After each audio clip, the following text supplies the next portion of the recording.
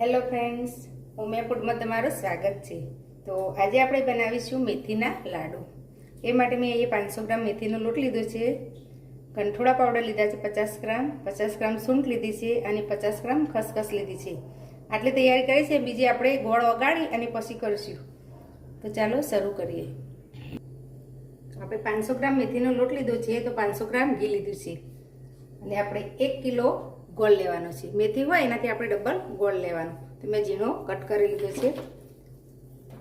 આપણે ગોળને ઓગાળવાનો છે, એનો પાયો નથી કરવાનો, ખાલી ઓગાળવાનો જ છે। આપણે ઠંડુ કરવાનું છે પાયા ગોળને ઓગાળીને, એટલે આપણે પહેલા ગોળને ઓગાળી લઈશું।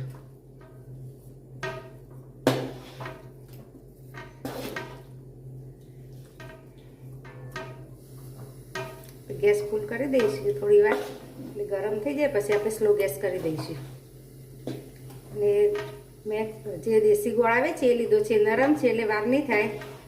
તમે કોલ્હાપુરી ગોળ લેવો હોય તો એ પણ લઈ શકો। તો ગોળ સરસ પીગળવા લાગે છે, 2 થી 3 મિનિટ જ થાય છે ગોળને પીગળતા। આ રીતે થોડા કોકરા હોય તો આ રીતે આમ બાકી એને કટ કરી લેવાના, એટલે ફટાફટ પીગળી જાય। આપણે મેથીનો એકલો જ લોટ લઈશું, બીજા કોઈ લોટનો ઉપયોગ નથી કરતા।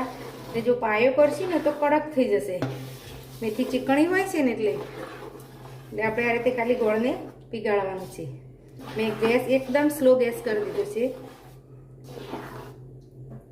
આ રીતે પીગળી જાય ને એવું જ કરવાનું છે। આ થોડો કટકા લાગે છે ને આપણે આ રીતે મિક્સ કરી અને પીગાળી લઈશું। 10 જ મિનિટમાં આપણે મેથી બનીને તૈયાર થઈ જાય છે।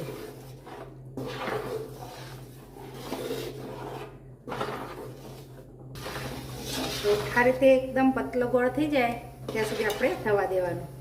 બબલ્સ ઉપર નથી આવતા, ખાલી પીગળો જ છે ગોળ। આ રીતે પતલો થાય એટલે હવે આપણે ગેસ બંધ કરી દઈશું। હવે આ ગોળનો જે વગાડે છે એને ઠંડુ થવા દેવાનું છે।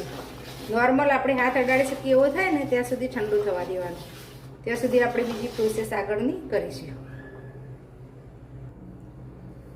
ગોળ ઠંડો થાય ત્યાં સુધી આપણે 1 વાટકી કાજુ, 1 વાટકી બદામ અને 1 વાટકી અખરોટ લીધા છે, એને આપણે મિક્સરમાં ક્રશ કરી લઈશું। હું 3 હાથે જ ક્રશ કરું છું, તમે અલગ અલગ ક્રશ કરી શકો। બધું સરસ ક્રશ થઈ ગઈ છે। આપણે પલ્સ પર ક્રશ કર્યું છે ને એટલે તેલ નથી નીકળ્યું, આ રીતે હથકચરું ક્રશ કરી લીધું છે। હવે આપણે એક આ રીતનો મોટો બાઉલ લઈશું, એમાં મેં ટોપરાનું છીણ કર્યું છે। તો 2 કાસલી આવે ટોપરો, એનું આ રીતે છીણ કર્યું છે, એમાં આપણે બધું મિક્સ કરીશું। પહેલાં આપણે મેથીનો લોટ છે એ મેં ચાળી લીધો છે, એ આપણે એડ કરી દઈશું। સાથે આ ડ્રાયફ્રૂટ આપણે એડ કરી દઈશું।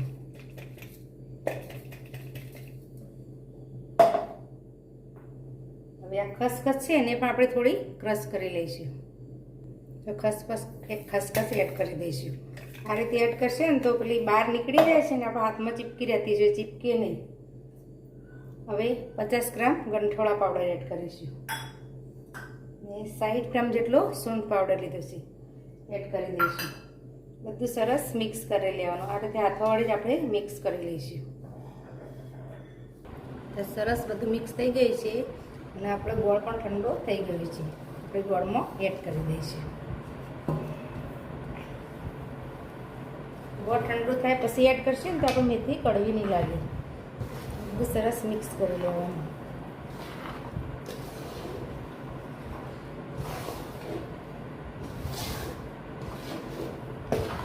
આ રીતે સરસ મિક્સ કરી લઈશું। ઠંડુ થઈ ગયું છે એટલે હવે પછી લાડુ તરત આપણે વાળી લેવાના। તમારે જો પ્લેટમાં ઠારવું હોય તો તમે ઠારી પણ શકો।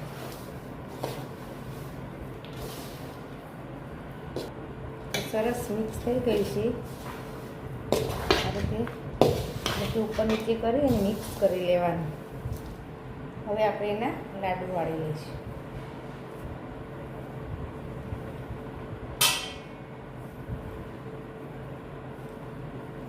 તો આ રીતે આપણે બહુ પ્રેશર નથી આવવાનું, ધીરે ધીરે આપણે વાળી લેવાના લાડુ, બહુ પ્રેસ નથી કરવાના। તમારે જે સાઈઝના જોઈતા હોય એને વાળી લેવાના।